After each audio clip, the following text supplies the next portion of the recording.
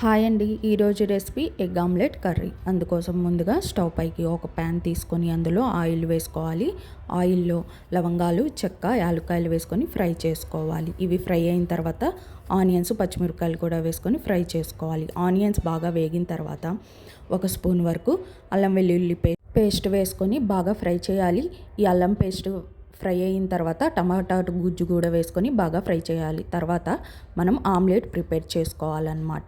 ఆమ్లెట్లో ఉప్పు, పసుపు, గరం మసాలా, కారము వేసుకొని ఇట్లా చిన్న బాండిల్లో ఆమ్లెట్ వేసుకోవాలి. చూసారు కదా, టమాటా గుజ్జులో ఆయిల్ అంతా బయటకు వచ్చింది. ఆయిల్ బయటకు వచ్చిన తర్వాత పసుపు, కారం, ఉప్పు వేసుకొని బాగా కలుపుకొని కొంచెం సేపు ఫ్రై చేసుకోవాలి.